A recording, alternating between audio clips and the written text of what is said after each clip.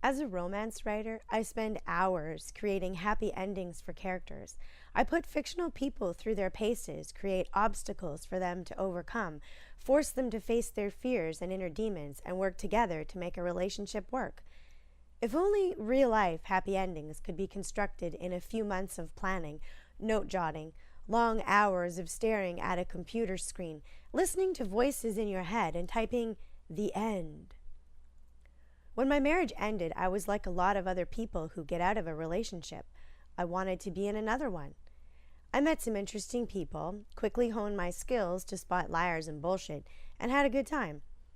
After a few months, it became apparent to me I needed to have a relationship with the most important person in my life, myself. I mean, I'm expecting another human being to fall in love with me, right? How can I expect that to happen if I don't love what I see in the mirror, or more importantly, inside my soul? Why shouldn't I fall in love with myself first before someone else does? Don't I want to present my most whole self to another person? I made the decision to focus on me rather than on someone else. I've spent a lot of time with me figuring out what I liked, what I didn't, enjoying quiet time alone, taking myself out to the movies or for dinner, spending time with friends, and focusing on my kids. I guess really I wasn't alone. I simply didn't focus on a romantic relationship. I spent some Friday and Saturday nights alone with good books, funny movies, and the occasional glass of wine. I thought a lot about what I wanted a future relationship to be like, what qualities in a man I wanted and what I didn't. I discovered what I liked best about myself and what beliefs I needed to get rid of. Was it always easy? No. Self-reflection never is. When you make the conscious decision to delve into your own psyche, you don't always like what you find. There were nights I cried myself to sleep, tired of being alone. Learning to be alone and liking it, even when I didn't want it, was an important lesson for me to learn.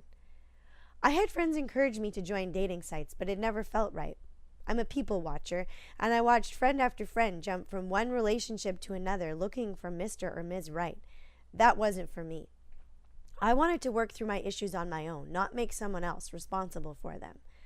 I think it's unfair to have issues from past relationships, and then when a new person in your life does something similar to what happened in a past relationship, you get angry. And if a person is repeating the same relationship mistakes time and again, perhaps it's not the new people you bring into your life, it's you. Sorry if that sounds harsh.